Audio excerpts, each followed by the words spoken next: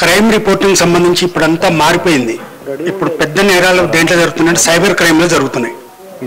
Fraud తలుపులు పగలగొట్టి చేస్తే మ్యాక్సిమం 10 లక్షలు దొరుకుతున్నాయి. సైబర్ క్రైమ్లో 1 కోటి 10 కోట్లు కూడా దొరుకుతున్నాయి. వీళ్ళంతా వేరే స్టేట్లలో ఉంటారు. పాకిస్తాన్ ఐడి తీసుకొని పాకిస్తాన్ ద్వారా మనకు కాల్స్ వస్తాయి. అట్లా వాళ్ళు ఇంటర్నెట్లో చేసుకొని పెద్ద చదువురాని వాళ్ళని రిక్రూట్ చేసుకొని పల్లెటూర్లలో ఎక్కడ ఒక సిగ్నల్ ఉంటే అక్కడి నుంచి ఆపరేట్ చేస్తారు. రోజుకు ఒక ఐడి మారుస్తారు. వాళ్ళు పట్టుకోవడం కూడా చాలా కష్టం. మన డబ్బులు పోయినాయంటే 1930కి ఎమ్మటే కంప్లైంట్ చేయగలిగితే ఎంత తొందరగా చేయగలిగితే అన్ని డబ్బులు రికవరీ ఎక్కువ ఉంటుంది. ఒక రోజు తర్వాత చేస్తే ఎవరికైనా చెప్తే 10,000 20,000 పోయిన వాళ్ళు అయితే కంప్లైంట్ చేయట్లేరు. అందరు తిడతారండి. నేను ఎప్పుడైనా 5,000 అడిగి తీయవు కానీ వాడు దొంగడు ఫోన్లో చేస్తే వాడిని 30,000 సమర్పించుకున్నామని చెప్పి హేళన చేస్తారు. ఆ భయానికి చిన్న చిన్న అమౌంట్ బదులు చెప్పట్లేదు. పెద్ద బిజినెస్ అయిపోయింది అది. సరే దానికి కూడా కొన్ని వస్తాయి. ఈ లోపల ఇందాక మిత్రుడు సుధాకర్ రెడ్డి గారు డోపమైన్ అనే ఒక మెదడులో స్రవించే ఒక హార్మోన్, ఒక కెమికల్ గురించి చెప్పారు. దాని గురించి నేను ఒకటి కొద్దిగా ఇంకా 4 విషయాలు చెప్తా. మనందరం సెల్ ఫోన్ వాడుతున్నాము. అసలు ఇండియాలో ఉన్న దరిద్రం ఏంటంటే 80 కోట్ల స్మార్ట్ ఫోన్లు ఉన్నాయి. అంటే ఒక వ్యక్తికి 2-3 కూడా ఉండొచ్చు. 80 కోట్ల స్మార్ట్ ఫోన్లు యావరేజ్న రోజుకు 5.5 గంటలు చూస్తున్నాం. ఇదంతా అన్ప్రొడక్టివ్. 80 కోట్ల మంది 1 గంట సేపు సెల్ ఫోన్ చూడటం ఆపేసి ఇక్కడున్న రాయిని అక్కడ పెట్టి అక్కడున్న రాయిని ఇంకో దగ్గర పెట్టినా కూడా ఒక ప్రొడక్టివిటీ జరుగుతుంది, ఒక ఉత్పత్తి జరుగుతుంది, ఒక నిర్మాణం జరుగుతుంది. We're wasting time. మనం కూడా, నేను కూడా, నాకేమో ట్రెండ్స్ ఏమున్నాయి, అసలు ఏం జరుగుతుంది అని తెలుసుకోవడానికి ఎప్పుడో ఒకసారి చెయ్యి పోతుంది. అయితే ఇప్పుడు మనము సెల్ ఫోన్లో రీల్స్ చూస్తాం. రీల్స్ అంటే చిన్న చిన్నవి, అవి మీమ్స్ కావచ్చు, ఒక కామెడీ కావచ్చు, ఒక రోడ్ యాక్సిడెంట్ని ఎవడో పెడతాడు, సీసీ కెమెరాలు తీసిన ఫుటేజ్, ఇవన్నీ కూడా 1 నిమిషం లోపలనే ఉంటాయి. ఇవి మనకు చాలా ఆసక్తి అనిపిస్తాయి, చూస్తూ ఉంటాం. మనం చూసే కొద్దీ అటువంటి ఇంకెక్కువ వస్తుంటాయి. దేని మీద అయితే మన వ్యూవర్షిప్ ఎక్కువ ఉంటుందో ఆ రిలేటెడ్ ఎక్కువ వస్తాయి. సుధాకర్ సార్ చెప్పారు ఆల్గారిథమ్స్ అని. ఆల్గారిథం మన టేస్ట్ని పట్టుకుంటుంది. అయితే ఈ చేతిలో మీరు సెల్ ఫోన్ పట్టుకున్నారు, ఈ జేబులో పెట్టుకున్నారు. ఈ జేబులో ఒక మందు బాటిల్ పెట్టుకుంటారా? ఎంత మందు తాగే వాళ్ళు కూడా పెట్టుకోరు కదా. కానీ మనం చేస్తున్నది అదే. ఈ డోపమైన్ అనేది, సరే ఏసీ లేనట్టుంది, ఏమన్నా అవకాశం ఉందా? డోపమైన్ అనేది మద్యానికి బానిసైన వాళ్ళు, జూదానికి బానిసైన వాళ్ళు, గ్యాంబ్లింగ్ అడిక్షన్ అంటారు. డ్రగ్స్కు బానిసైన వాళ్ళకి మెదడులో ఏ మార్పులు వస్తాయో కొన్ని నెలల పాటు గంటలు రీల్స్ చూసే వాళ్ళకు కూడా మెదడులో అవే మార్పులు వస్తాయి. సెల్ ఫోన్ దొరకగానే పిచ్చోన్ లాగా ఆన్ చేసి కొడతా ఉంటారు, స్క్రోల్ చేస్తూ ఉంటారు. అది కొన్నాళ్ళకి నియంత్రించుకోలేని పరిస్థితి. ఈ మధ్యకాలంలో నేను సాక్షిలో ఒక ఆర్టికల్ రాశాను. నేను ఎవరికైనా పంపిస్తే ఒక నెంబర్ తీసుకొని ఒక 3-4 మంత్స్ కింద పబ్లిష్ అయింది. ఇది పిల్లల్ని ఎంత బానిసలను చేస్తుందంటే వాళ్ళు స్కూల్కి పోవడానికి ఇష్టపడతలేరు. 2-3 రోజులు సెలవులు వచ్చిందంటే పేరెంట్స్ ఏంటంటే ఊకే వీళ్ళు గొడవ చేయకుండా ఫోన్ పడేస్తున్నారు. వాళ్ళు 10 గంటలు 15 గంటలు రాత్రి పడుకునే టైంలో కూడా చూసి స్కూల్కి పోవాలన్నప్పుడు దీనివల్ల ఏమవుతుందంటే మనకు ఉల్లాసకరమైన రీల్ ఒకటి చూసినప్పుడు బ్రెయిన్లో డోపమైన్ ఉత్పత్తి అవుతుంది. డోపమైన్ అని న్యూరో ట్రాన్స్మిటర్ అంటారు దాన్ని, ఒక కెమికల్ లేదా హార్మోన్ అని కూడా అంటారు. అది మామూలు వ్యక్తుల కంటే ఆ రీల్ చూసే వ్యక్తులు ఆ క్షణంలో పెరుగుతుంది. పెరిగిన తర్వాత ఆ డోపమైన్ ఏం చేస్తుందంటే, ఈ బ్రెయిన్ ఏం చేస్తుందంటే మళ్ళీ డోపమైన్ పెంచు పెంచు పెంచు అని మనం అడుగుతుంది. అడగంగానే మనం బండి మీద పోతాము, ఓ దగ్గర కూర్చోగానే మళ్ళీ ఆన్ చేస్తాం. సిగరెట్ అలవాటు ఉన్న వాళ్ళు కనుక డబ్బా పెట్టే తీసి సిగరెట్ వెలిగించుకున్నట్టు. ఇది పిల్లల్లో ఏమి మనకంటే కొంచెము నియంత్రించుకునే శక్తి ఉందనుకోవచ్చు. మనం ఒక పని చేస్తున్నాము, అందరం ఏదో ఒక జాబ్ ఉపాధి ఉంది, పిల్లలు వాళ్ళ భవిష్యత్తు ఉన్నారు, వాళ్ళు స్కూల్కి పోయిన తర్వాత ఏకాగ్రత ఉండలేదు. ఇప్పుడు దాన్ని కాన్సన్ట్రేషన్ స్పెల్ అంటారు. ఇప్పుడు మన క్లాస్ రూమ్లో ఓ పీరియడ్ ఎంతసేపు ఉంటుంది? 50 minutes ఉంటుంది కదా, ఎంతండి? 45. అయితే ఆ వయసు పిల్లల్లో వాళ్ళది కాన్సన్ట్రేషన్ స్పెల్ అంటే ఒక 45 నిమిషాల సేపు వాళ్ళ మెదడులో వేరే ఆలోచనలు రాకుండా కూర్చోగలుగుతారు. మీ ఏజ్ వాళ్ళకి 30 minutes ఉంటుంది. నా ఏజ్ వాళ్ళకి 25 minutes ఉంటుంది. అంటే 25 minutes తర్వాత నా మనసు ఇంకో ఆలోచనలో పోతుంటుంది, దానికల్లానే పోతుంటుంది. ఈ కాన్సన్ట్రేషన్ అనేది పిల్లలకి ఫిక్స్గా సార్ చెప్పేది టీచర్ చెప్పేది అర్థం కాదు. వాళ్ళ మైండ్ ఆ కాన్సన్ట్రేషన్ అనేది కోల్పోతుంది. అప్పుడు ఏమైతే స్కూల్లో పనిష్మెంట్లు అయితే ఈ మధ్య 17-18 ఏళ్ళ లోపల మొన్న 10 ఏళ్ళ అమ్మాయి సూసైడ్ చేసుకుందో బిల్డింగ్ నుంచి దూకి అని చెప్పి వచ్చింది. అసలు మీకు 20-22 ఏళ్ళ లోపల సూసైడ్ చేసుకోవాలని ఆలోచనే రాదండి. వాళ్ళ మనసు అంత దృఢంగా ఉంటుంది. ఆ వయసులో అటువంటి పని చేస్తున్నారంటే ఈ మధ్య కాలంలో జరుగుతున్నాయి just because of cell phone reels. ఒకవేళ మీరు చూడాల్సి వస్తే ఒక 20 నిమిషాలు అరగంట డాక్యుమెంటరీ చూడండి.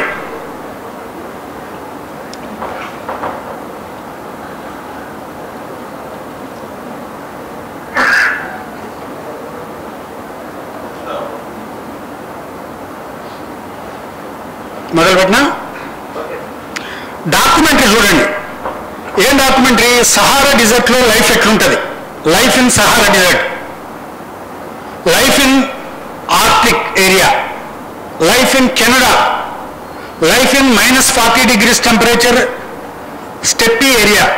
కొట్టండి వస్తాయి, అవి చూడండి. ఈ రీల్స్ మాత్రం చూడదు. ఇకపోతే క్రైమ్ రిపోర్టింగ్కి వస్తే మనము ఒక వ్యక్తిని ఒక ప్రాంతంలో దొంగతనం జరిగింది. దొంగతనం జరిగితే అక్కడి నుంచి ఒక వ్యక్తిని తీసుకొని పోతారు పోలీసులు. మనం ఏం చేస్తున్నాం? అరెస్ట్ చేసిందని రాస్తాం. ఇక్కడ కస్టడీలోకి తీసుకోవడం వేరే, అరెస్ట్ చేయడం వేరే. కస్టడీలో 100 మందిని తీసుకోవచ్చు విచారణకు, ప్రాథమిక విచారణ కోసం, వాళ్ళు ఏమైనా చేసిరా లేదా అని తెలుసుకోవడానికి వదిలిపెడతారు. మనం ఆ వ్యక్తిని అరెస్ట్ చేసిరని రాసినప్పుడు అతని ప్రతిష్టకు భంగం ఏర్పడుతుంది. అతను మన మీద పరువు నష్టం దావా వేయచ్చు. 2 రకాల పరువు నష్టం దావాలు ఉన్నాయి. ఒకటి సివిల్ దావాలో మనల్ని 1 కోటి రూపాయలు 50 లక్షలు కోరొచ్చు. 2 క్రిమినల్. ఈ క్రిమినల్ డిఫెమేషన్ కేసులో మనం కోర్టు వాయిదాలకు తిరగాల్సి వస్తుంది. ఈ ప్రమాదం అతను అక్యూజ్డ్ అని పోలీసులు అన్నప్పుడే అది నిందితుడని మాత్రమే అర్థం చేసుకోవాలి. నేరం చేసిండు దొంగ లేకపోతే హంతకుడు అనే మాట ఎప్పుడంటే కోర్టు నిర్ధారిస్తుంది. విచారణ జరిగిన తర్వాత ఇతను ఈ హత్య చేసిండు, ఈ హత్యకు పాల్పడ్డాడు కాబట్టి చేసిండని. తర్వాత ఈ ఏసీబీ కేసులలో వాళ్ళల్లో రెడ్ హ్యాండెడ్గా దొరుకుతారు కదా, వాటిల్లో రాయొచ్చు మీరు పట్టుకున్నారని. అయితే ఈ పదజాలం విషయంలో మనం కొంచెం జాగ్రత్త ఉండాలి. కస్టడీ అనేది అరెస్ట్ అనేవి వేరు. ఎవరైనా ప్రశ్నించడానికి పిలవచ్చు. అరెస్ట్ అనేది ఒక సాధారణ పౌరుడు కూడా చేయొచ్చు. అరెస్ట్ అంటే ఒక నేరం చేసి పారిపోయే వ్యక్తిని మనం చూసినప్పుడు అతను ఆపుతాం కదా, అతని దగ్గర ఆయుధం లేనప్పుడే ఆపాలి. ఆపినప్పుడు ఆ వ్యక్తిని పోలీస్ స్టేషన్ వరకు తీసుకుపోవచ్చు. అది ఒక పౌరుడు చేసే అరెస్ట్. ఆ అరెస్ట్ అంటే మళ్ళీ మన ఇంటికి తీసుకుపోవద్దు, ఇంకెక్కడికో చెట్టు దగ్గరకో ఆడుకో చెరువు దగ్గరకో తీసుకుపోయి వాడిని కొట్టొద్దు. మనకు అతన్ని పోలీసులు అదుపులో ఇచ్చేంత వరకు మనం అతన్ని నిర్బంధించడమే అరెస్ట్ ఆ క్షణంలో. తర్వాత పోస్ట్ మార్టం అనేది ఎందుకు చేస్తారు చెప్తారా ఎవరైనా? పోస్ట్ మార్టం చేస్తారు కదా, మరణానికి కాజ్ ఆఫ్ డెత్ గురించి పోస్ట్ మార్టం చేస్తారు. ఈ పోస్ట్ మార్టంలో ప్రాథమికంగా ఏం తెలుస్తుందంటే, రోడ్డు ప్రమాదం అయితే బ్రెయిన్ డ్యామేజ్ అవ్వటం, హెల్మెట్ పెట్టుకోకపోవటం వల్ల, లేదా రక్తం పోవటం, లేకపోతే లోపల అవయవాలు దెబ్బతినడం, వీటి వల్ల అనేది పోస్ట్ మార్టం చేసిన డాక్టర్ని ఫోరెన్సిక్ మెడిసిన్ అంటారు. ఆ డిపార్ట్మెంట్ని ఫోరెన్సిక్ మెడిసిన్ డాక్టర్. ఆయన కాజ్ ఆఫ్ డెత్ ఇది రాస్తారు. పాయిజన్ తీసుకున్నప్పుడు, నీళ్ళల్లో మునిగి చనిపోయినప్పుడు, ఊరేసుకున్నప్పుడు, లేకపోతే ఎవరైనా దిండు ముఖం మీద అద్ది ఒత్తి చంపినప్పుడు, గొంతు పిసికి చంపినప్పుడు, ఈ టైంలో ఏమైతే అంటే ఈ డాక్టర్తో పాటు ఫోరెన్సిక్ సైన్స్ ల్యాబొరేటరీ కూడా కొన్ని శాంపిల్స్ పోతాయి.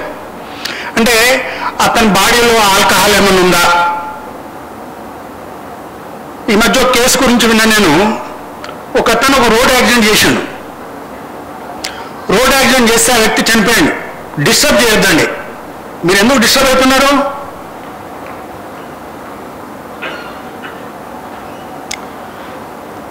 ఓ రోడ్ యాక్సిడెంట్ అయింది అంటే నేను మళ్ళీ మీకు ఉపాయం చెప్తున్నాను, మీరు అట్లా తీసుకోవద్దు.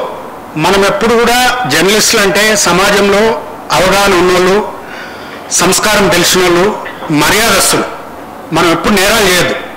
నేరాలు చేస్తే కూడా 100% దొరుకుతారు. ఇప్పుడు దీనికి రెండు మీకు తెలుసు. ఒకటి సెల్ ఫోను, రెండవది సీసీ కెమెరా. మీ ఊర్లో సీసీ కెమెరా లేకపోవచ్చు. మీరు పోయిన దూరంలో పోలీసులు ఎక్కడో దగ్గర ఒక సెల్ ఫోన్ సీసీ కెమెరా ఉంటుంది. టోల్ గేట్ల దగ్గర ఉంటుంది. నేరం చేసి తప్పించుకోవడం ఇవాళ అసాధ్యం. కొంచెము వెనక ముందు నెల పట్టొచ్చు, 2 నెలలు పట్టొచ్చు. అంతేగాని నేరం అనేది దావట్లేదు ఇవాళ టెక్నాలజీ వచ్చిన తర్వాత. అయితే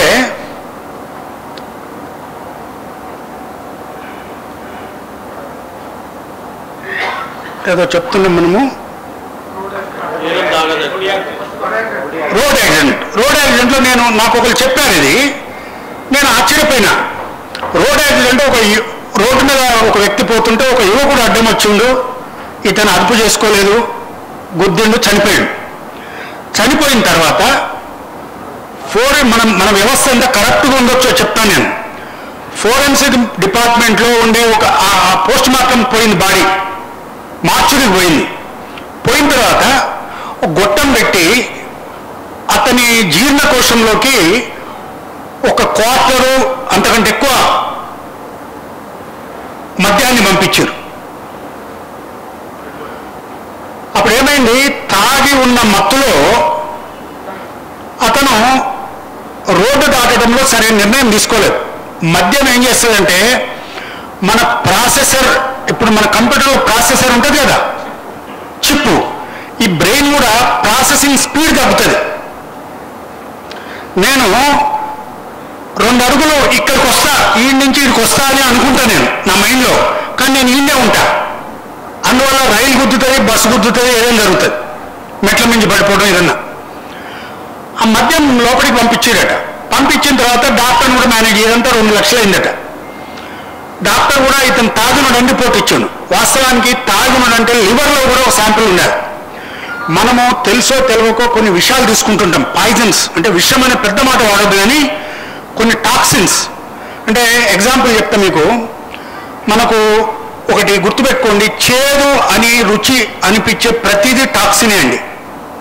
కాకరకాయ ఉంది కదా, కాకరకాయ మనం కూరగా తిన్నప్పుడు ఒక వారం రోజులు తిన్నా కూడా ఏం కాదు, 3 పూటలు. కానీ ఒక 30 కిలోల కాకరకాయల్ని కోసి వాటిని ఉడకబెట్టి ఆ చివరికి ఒక 1/2 లీటరో, లీటరో, 1/2 లీటరో గుజ్జు మిగులుతుంది కదా, ఆ రెసిడ్యూ, దాన్ని తింటే చచ్చిపోతారు. అంటే అది తక్కువ మోతాదులో ఉంటుంది. తర్వాత మనం చాలా ఫ్రీక్వెంట్గా చేసే ఒక పొరపాటు ఏంటంటే ఈ వేరుశెనగ గింజలు తింటుంటాం, పల్లీలు, పీనట్స్. తినేటప్పుడు ఒక చేదు గింజ తగులుతుంది. అది ఒక ఫంగల్ ఇన్ఫెక్షన్ వల్ల చేదుగా మారుతుంది. That is toxin. అయితే నోట్లో చాలా ఉన్నాయి గింజలు, 30 గింజలు ఉన్నాయి అనుకున్నాం. ఒక్క గింజ చేదు ఉంది, ఏమో నవ్వి పడేస్తే అయిపోద్దని మింగుతాం. ఊసేయాలి. పిల్లలకు కూడా చెప్పాలి. పిల్లలకు కూడా మీకు ఏదైనా చేదు అనిపించిన వస్తువుని ఏది తినొద్దు. దోసకాయలో చేదు ఉంటాయి కదా, దోసకాయలో నేను ఇంకంత సైన్స్లో పోవట్లేదు కానీ పైన చెప్తున్నా. దోస చెట్టు చేదు కాయలను ఎందుకు వస్తుందంటే దానికి వాటర్ సప్లై సరిగా లేనప్పుడు గిడసబారిపోతుంది. గిడసబారిపోవడం ద్వారా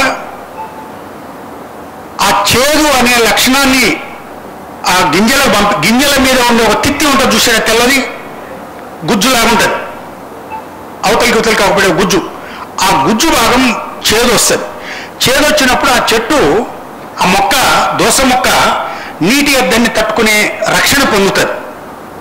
తర్వాత పశువులు మనుషులు కూడా దాన్ని తినడానికి ఇష్టపడరు. ఇప్పుడు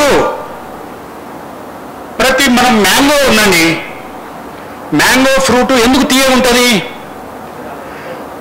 ఈ సృష్టిలో ప్రతి జీవి తన సంతానోత్పత్తి, తన విత్తనాన్ని విస్తరించడానికి ప్రయత్నం చేస్తుందండి.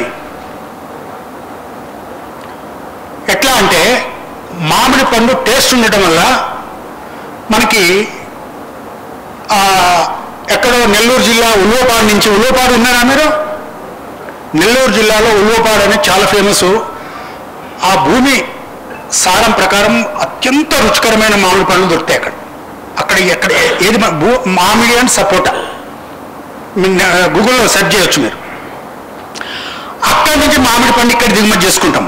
లేకపోతే అమెరికా పోతుంది, మెక్సికో పోతుంది. ఇక్కడ పండు పోవటం కాదు, దాని గింజ పోతుందని గుర్తుపెట్టుకోవాలి. తన గింజను విస్తరించడానికి ఆ మొక్క ఒక తీపిదనాన్ని కూడబెట్టుకుంది. సపోటా పండులో కూడా 3 గింజలు ఉంటాయి, 4 గింజలు ఉంటాయి. సపోటా పండు తీయగా ఉంటాను కూడా అదే కారణం. దోస పండు రుచిగా ఉండటానికి కూడా, దోసకాయ రుచిగా ఉండటానికి కూడా అదే కారణం. అది ఇంకెక్కడికో పోతుంది. కొన్ని పక్షులు తినడం ద్వారా రెట్టేస్తాయి,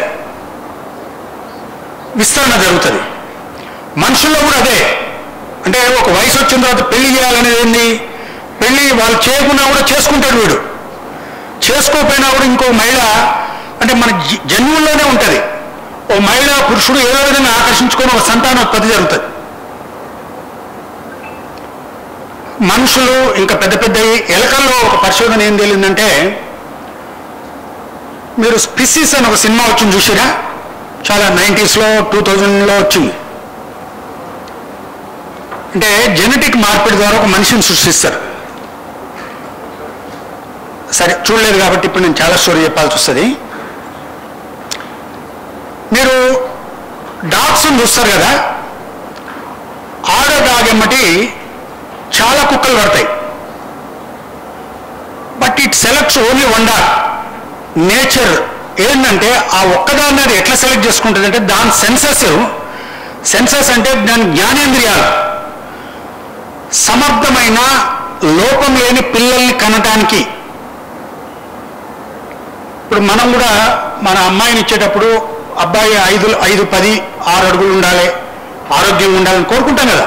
అంటే నెక్స్ట్ సంతానం కూడా ఆరోగ్యంగా ఉంటారు. ఇతను తెల్లగా ఉంటే వాళ్ళు కూడా తెల్లగా అవుతారు. ఆల్రెడీ ఈ అమ్మాయి నల్లగా ఉంది కాబట్టి కొంచెం తెల్ల అబ్బాయి చేయాలని, అది ఒక రకమైన టేస్ట్. ఈ లవ్లో ఇవన్నీ ఏముండవు. లవ్లో కూడా ఒక మనిషి ఇంకో మనిషిని ఇష్టపడడం వెనుక ఎక్కడో కొన్ని ఆ ఇష్టమైన లక్షణాలని ఆకట్టుకోవడంలో ఇవన్నీ ఉంటాయన్నమాట. అన్ని కారణాల వెనుక